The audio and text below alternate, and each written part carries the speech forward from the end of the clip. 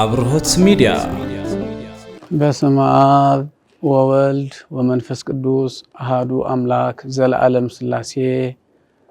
ኣብ ውሽጢ ዓድን ኣብ ወፃእን እትነብሩ ማሕበረሰብ እዚ ቋንቋ እዚ ትከታተሉ ሰላም እግዚአብሔር ምስ ኩላትኩም ይኹን ምስ ኩላትና ይኹን እና እዚ ሚድያ እዚ አብርሆት ዝብል ስያሜ ዝተውሃቦ ሚድያ ተከፊቱሎ ናዚ ሚድያ እዚ ሽም ካብ በርሀ አብርሃ ልበለ ናይ ግስ ቃል በትግርኛን በግዕዝን አብርሆት ማለት ምብራህ ምግላጽ እንትኸውን ትርጉሙ ደግሞ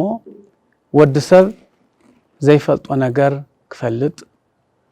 ዝፈልጦ ነገርውን ከስታውስ ክዝክር ምእንታን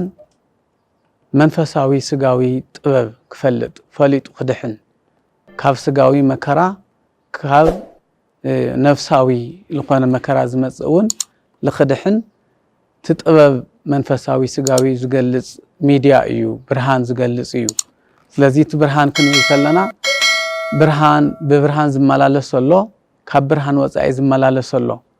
ብፍልጠት ዝመላለስ ብዘይ ምፍላጥ ዝመላለስ ዘሎ ስለዚህ አብርሆት ምግላጽ ዕውቀት ምግላጽ ማለት እንትኾን ጥራሕ ንዘይፈልጡ ምግላጽ ተይኮነስ ንዝፈልጡውን ምስተዋስ ምዝካር ምዝኽኻር ዝብል ትርጓሜ ዝሓዘ እዩ እና ኣብ ስጋዊ መንፈሳዊ ትምህርቲ እግዚአብሔር ኣብ ነቢያት ተሓዲሩ ኣብ ሐዋርያት ተሓዲሩ ዝሰበኮ ዝነገሮ ለዓለም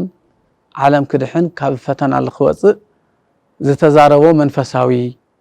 ብነፍስን ብስጋን ዘድሕን እዩ ስጋዊ ጥበብ ደሞ ሕጊ ብዘይ ምፍላጡ ዝጉዳእ ዝነበረ ሰብ ሕጊ ፈሊጡ ካብ ናይ ሕጊ ተጠያቂነት ልኽወፅእ ናይ ሕጊ ምሁራን ዘቅርብሉ ሚድያ እዩ መንፈሳዊን ስጋዊን ትምህርቲ ጥበብ ዝግለጸሉ ስለዝኾነ አብርሆት ዝብል ስያሜ ተዋሂብዎ ምዃኑ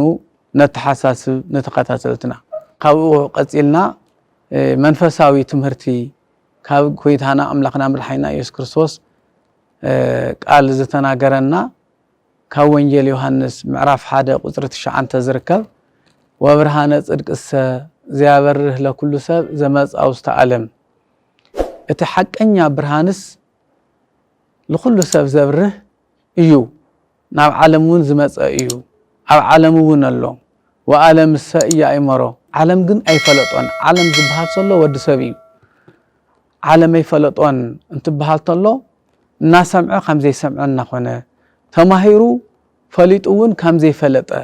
ትኾን ተሎ የፈለጦ ይባሃል ፈሊጡ ኣብ ግብር እንድሕር ዘይውዓለውን አይፈለጠን ማለት እዩ ጥራሕ ዘይፈልጦ እንተይኾነስ ዝፈለጠውን እንድሕር ስራሕ ዘይውዓሎ ዘይገለጾ ብስራሕ ዘይገለጾ አይፈልጥን ዝብል ሽም እዩ ዝህቦ ናይ እግዚአብሔር ቃልና ኣብ ዓለም መጽዩስ ዓለም የፈለጦ ዝብል ትንታኔ እንዮ ስለዚህ ብርሃኑ እዚ ክንፈልጥ ፈሊጥናውን ብትስራሕሱ ክንጸንዕ ክንመላለስ ትስራሕሱ ከነተግብር እዩ ናይ እግዚአብሔር ፍቃድ እዚ እንተሰሪሕና ደሞ ብስጋን ብነፍስን ክንድሕን ምዃንና ኢና ዝገልጽ እታ ብርሃን ደሞ ኣብ ዮሐንስ ወንጌል ምዕራፍ 3 ንዑ ገሊጽዎ ኣሎ ናብዛ ዓለም እዚ መጽኡሎ ብኡ ዝኣምን ብትናቱ ሕጊ ብትናቱ ስርዓት ዝኸድ ኩሉ ክድሕን እዩ እቲ ዘይተቀበሎ ዘይኣመነ ድማ ክፍረዶ እዩ ይብል ስለዚህ እቲ ክፉእ ዝኾነ ብብርሃን ክመላለስ ይደልን ጸልማት ይዘል ይብል ብርሃን ማለት ክርስቶስ ኢየሱስ ክርስቶስ ወይም ፈጣሪ ኩሉ እግዚአብሔር እዩ እቲ ጸልማት ማለት ደሞ ክፉእ ስራሕን ዲያብሎስን እዩ ና ሰይጣን ስራሕ ኩሉ ግዜ ክፉእ እዩ ኣብ ክፉእ ኣብ ጸልማት ዝደሊ ሰብ ደሞ ክፉእ ስራሕ ዝደሊ እዩ ስለዚህ ጸልማት መሪጹ ሰብ ክፉእ ስለልኾነ ስርሑ እቲ ብርሃን ናብ ዓለም መጽኡ እቲ ሰብ ግን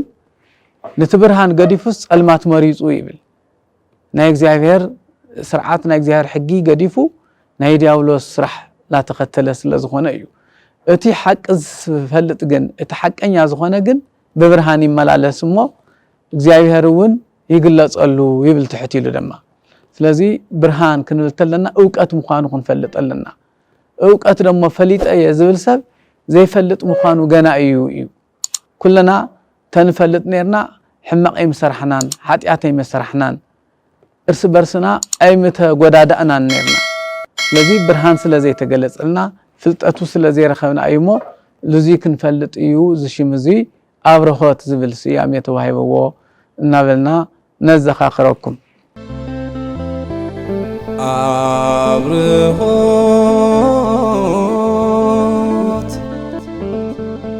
أبرهوت ميديا